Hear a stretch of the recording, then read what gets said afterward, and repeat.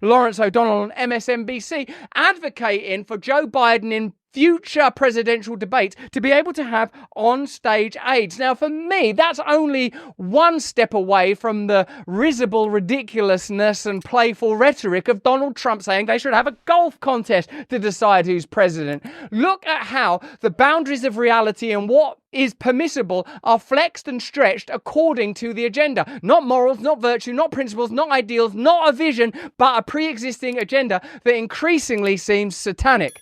Let's have a look at Lawrence O'Donnell on MSNBC discussing just that. To allow the candidates to have as many staff as they want, join them on the stage throughout the debate, and make sure that all of them have microphones.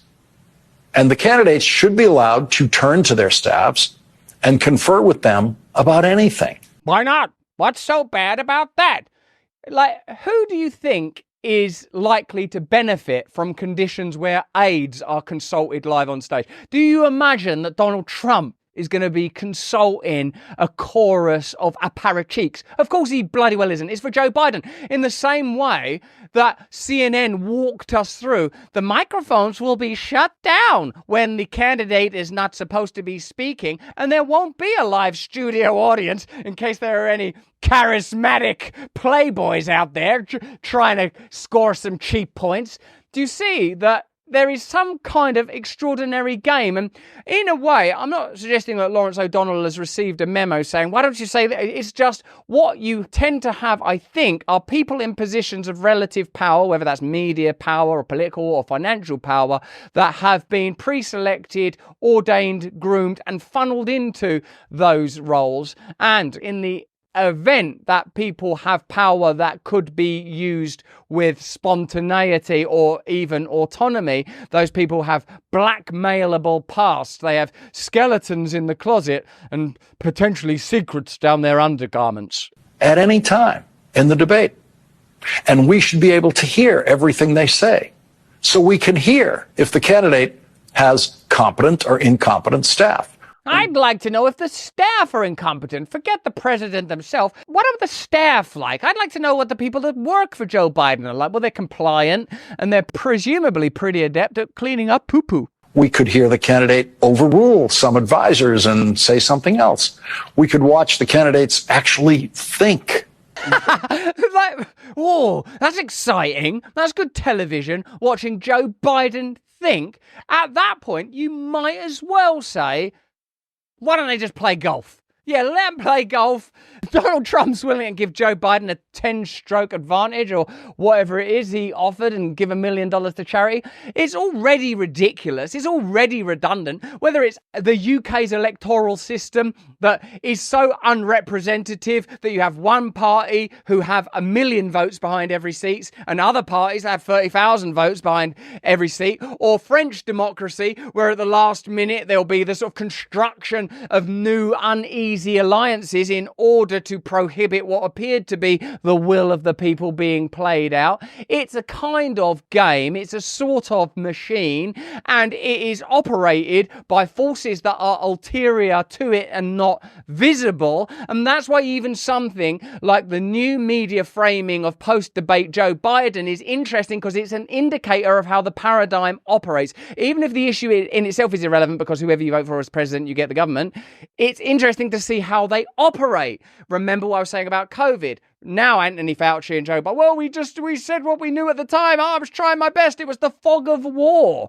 Remember Anthony Fauci on Morning Joe, the great facilitator of deception that takes place every morning there on MSNBC. They tried to compare what happened during the early pandemic period with what happens in a war, as if it weren't possible to go, look, even though these patents might have existed for quite a while, these medications are new, and it's obviously going to be voluntary whether or not you take them, and it's only for people that want to take them because it only protects you as an individual, and we're not even sure to what degree it does that. There's serious potential that it causes myocarditis and pericarditis. Early tests seem to strongly indicate that that's the case, and there may be complex problems down the line that we're not able to track because we've not clinically trialled it for long enough. It seems it causes women to and have difficulties, but if you want to take it, by all means do, because you're free. And why they can't say that? Because you're not free. You're free to operate within pretty narrow furrows of predetermined space. And process information, including possibly information that they might not know until a staff member tells them or reminds them. A candidate should be allowed to let staff members actually answer questions for them, just as the Secretary of State, Antony Blinken, answers questions on behalf of the president around the world. Yeah, okay, just like Antony Blinken, that works well. I guess it's not so much of a sidestep. Guess this isn't propaganda, it's just like Antony Blinken. As has every Secretary of State in history. That's the way the presidency actually works. The presidency does not involve oral exams and memory quizzes. Well, it did when Bill Clinton was in office, right, kids? The president is allowed to forget what the marginal income tax rate is on couples filing jointly with an income of $150,000. Yeah, because that's all Joe Biden did. He forgot the marginal income rate of a couple earning $150,000. It wasn't like he went, we beat Medicare. I mean, pharma. There's always someone in the room who knows the answer to that kind of thing, which, by the way, is 22%. I could do it, look, see? Me. I'm actually volunteer. Put me in charge. I'm cute. I don't look like I'm being operated from behind the scenes by a gray alien. And I don't know that because I used to write tax law and I memorized all the tax brackets. I know that because I just looked it up. That's the way governing works. People are allowed to look up whatever fact they need whenever they need it. Don't believe your own eyes. There wasn't a wealth transfer during the pandemic, and Joe Biden did very well in that debate. And Russia's invasion of Ukraine was criminal and unprovoked. You can just ask an advisor. If that's the state of democracy, you might as well resolve it by playing golf. And they're allowed to forget those facts when they don't need it, because they'll always be able to retrieve those facts one way or another when they do need it. Or they should always be allowed to ask nearby experts or advisors for that fact. That's the way it works. That's the way it works for senators. That's the way it works for presidents. Can I just ask a nearby expert, how the hell does this work? Can I just ask a nearby expert, where does this jerk get off? It's an extraordinary system that's being suggested here in a way.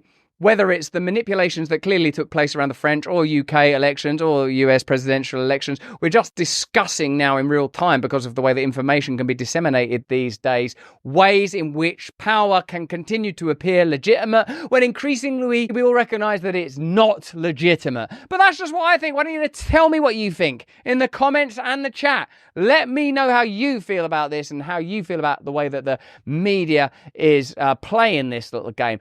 Hey, this is exciting. We've got a great partner today. It's Rumble. But beyond Rumble, it's Rumble's latest venture. Let me ask you first, are you a Sleepy Joe type character with zero cognitive performance, struggling to muster focus and brain power for basic things like running the United States of America? You've got to stop drinking woke liberal coffee that hates you and your way of life and start your day by drinking Rumble's very own 1775 coffee. This is going to be the best tasting coffee you've ever had. Seriously good, ethically sourced from a family farm in the high altitude mountains of Bolivia. Not in the Bolivian lowlands run not by a family but by a single man still living with a pet. No! Instead of waking up and drinking your big corporation owned woke ideology coffee that's probably making you sick from the pesticides it's sprayed with, try Rumble's 1775 revolutionary coffee. Support freedom of speech. Build a parallel economy that actually values you and loves you. My favourite? It's dark, of course. I've always found the lure of the dark irresistible. I'm sorry, how can I stay mad at you? You're just going to have to wait over there for a little while. Level up your morning routine with a 1775 coffee. Sleep all night knowing your hard-earned dollary dues are going towards supporting freedom-loving creators like me on Rumble. Visit 1775coffee.com now, pick up your first bag, use the code BRAND to save 10% on your first order. Oh, come on. Why choose, you know? Okay, back to the content. Van Jones is still clearly a little grief-stricken by events. Did you know that I met Van? Hey, thanks for watching. If you want to see more uncensored content where free speech can flourish, join our live stream. Click the link right here to watch the next video if you want to, or become a member of a growing movement. Download the Rumble app and you'll be informed every time we make a new piece of content. Stay free.